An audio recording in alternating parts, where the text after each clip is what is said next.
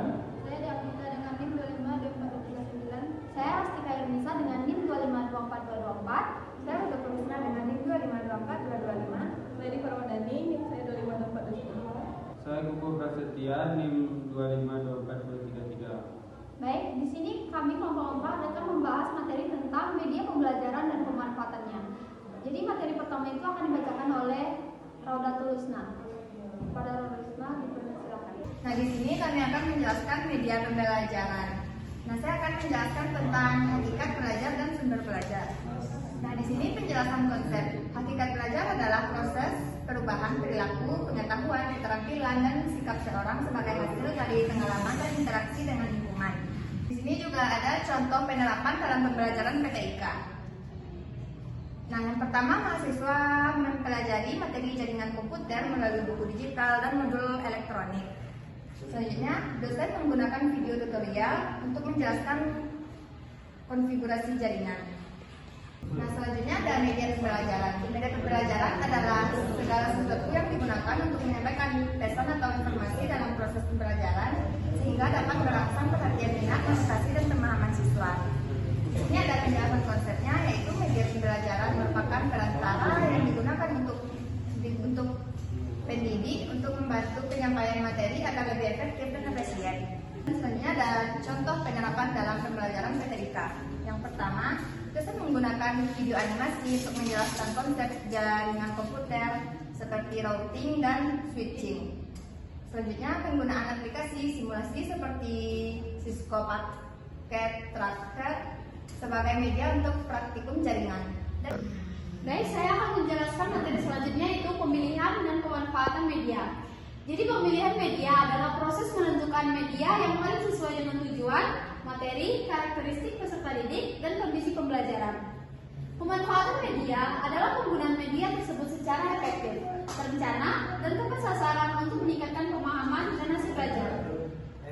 Analisis dan argumentasi akademik. Pemilihan dan pemanfaatan media yang tepat memiliki peran strategis dalam pembelajaran etik karena bidang ini bersifat praktis dan berbasis teknologi. Contoh media yang dapat dimanfaatkan itu ada simulasi jaringan, video pembelajaran, PPT, internet dan e-book, audio, podcast, atau Google Classroom. Contoh penerapan dalam pembelajaran ketik itu yang pertama itu ada menentukan tujuan pembelajaran. Jadi harus ada analisis kebutuhannya, identifikasi materi, dan karakteristik mahasiswa. Yang kedua itu memilih media yang tepat, seperti video, presentasi, atau simulasi. Yang ketiga itu ada memanfaatkan media.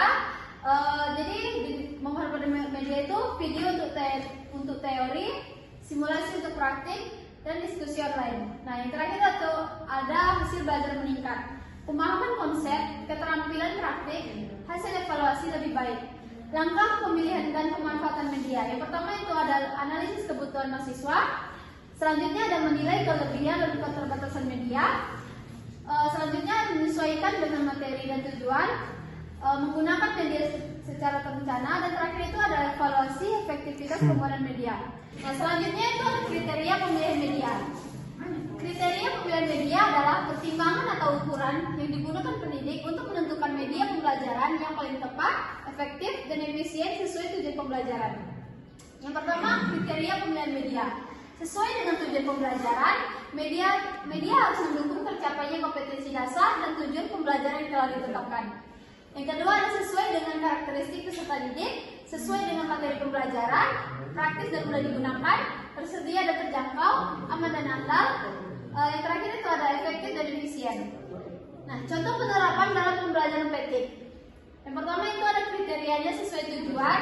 Contoh penerapan di pembelajaran PTIK-nya itu untuk memahami konsep jaringan komputer. Contoh medianya itu video animasi jaringan dan masih banyak lagi. Nah, yang ketiga itu ada analisis argumentasi akademik. Pemilihan media yang tidak tepat akan menyebabkan tujuan pembelajaran tidak tercapai, terjadi miskonsepsi, serta pemborosan waktu dan sumber daya. Sebaliknya, pemilihan media yang tepat mampu meningkatkan motivasi, keterlibatan interaksi, dan pemahaman mahasiswa. Nah, selanjutnya di sini saya akan menerangkan materi yaitu prinsip-prinsip pemanfaatan media.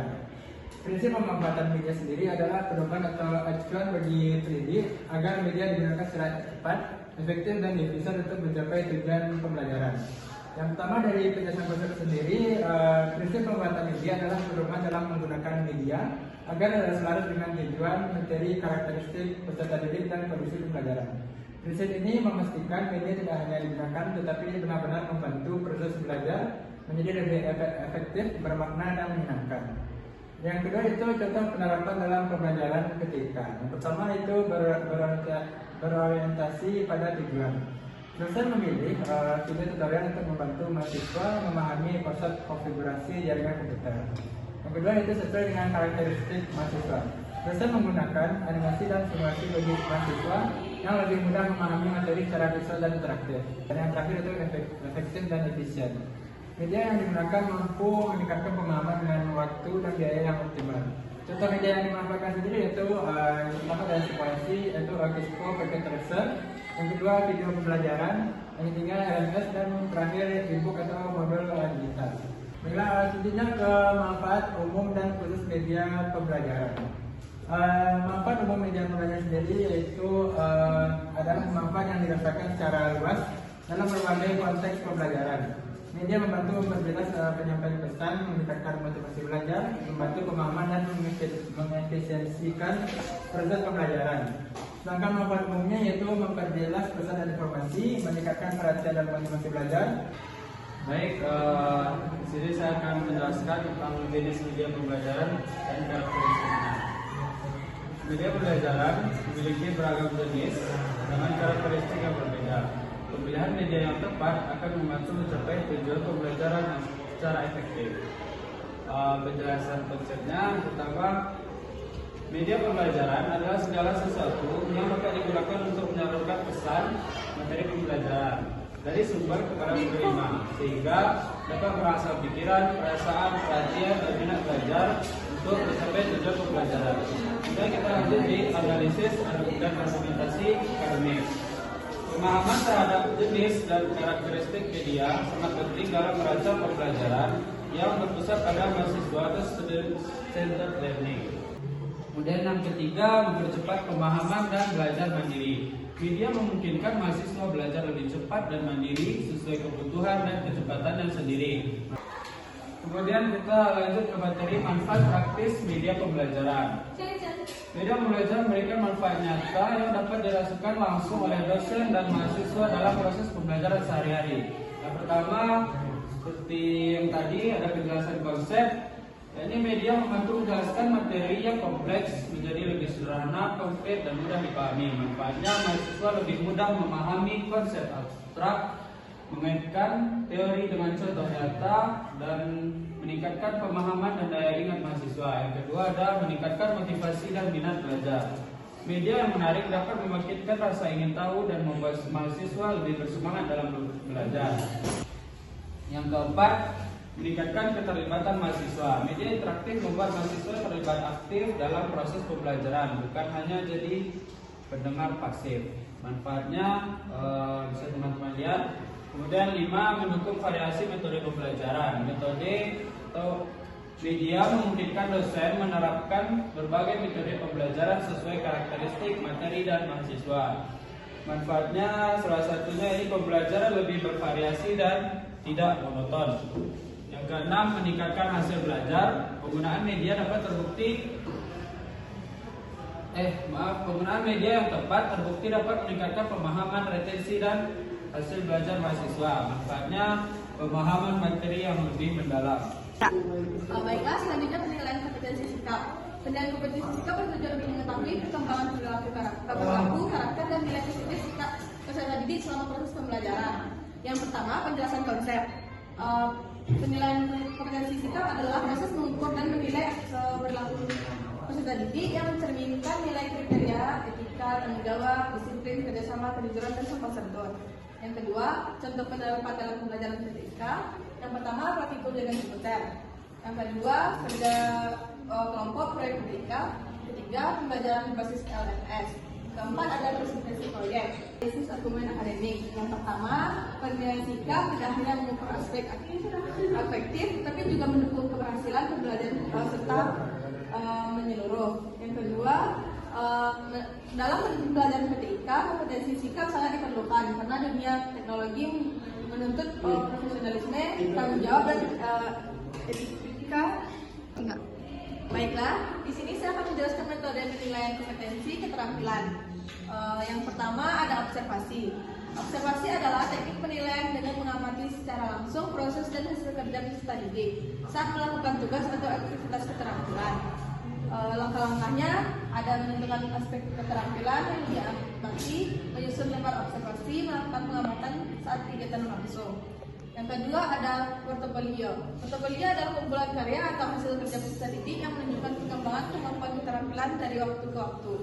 Seperti teman-teman lihat di sini ada langkah-langkahnya. Selanjutnya ada yang ketiga, penilaian. Penilaian adalah pedoman penilaian yang berbasis kriteria dan tingkat pencapaian untuk menilai kualitas hasil atau kinerja peserta didik secara lebih objektif dan konsisten. Langkah-langkahnya yaitu menentukan aspek kriteria penilaian, menentukan tingkat pencapaian, mendeskripsikan setiap tingkatan pencapaian. Selanjutnya yaitu contoh-contohnya. Contoh penerapan observasi yaitu dosen mengamati mahasiswa saat praktikum jaringan komputer meliputi langkah kerja, kecepatan, keterampilan dan keselamatan kerja. Nah, ini contoh dari observasinya, lembaran observasinya. Yang kedua ada contoh penerapan portofolio. Portofolio itu mahasiswa menyampaikan hasil proyek, laporan praktikum, kode program dan desain jaringan dan refleksi diri selama 1 semester. Nah, ini jenis dokumentasi dokumennya. Baiklah, di sini saya akan menemukan observasi, portofolio dan rubrik penilaian. Itu teknik penilaian yang digunakan untuk menilai proses, hasil dan kinerja peserta didik secara objektif, adil dan menyeluruh. Pertama itu observasi. Observasi adalah teknik penilaian yang dilakukan dengan mengamati secara langsung perilaku, aktivitas atau keterampilan peserta didik selama proses pembelajaran berlangsung. Yang kedua, portofolio, yaitu kumpulan hasil karya atau tugas peserta didik yang disusun secara sistematis dalam periode tertentu untuk menunjukkan perkembangan kemampuan mereka. Yang ketiga, rubrik penilaian, yaitu pedoman yang berisi kriteria dan tingkat pencapaian yang digunakan untuk menilai hasil kerja atau kinerja peserta didik secara adil dan transparan.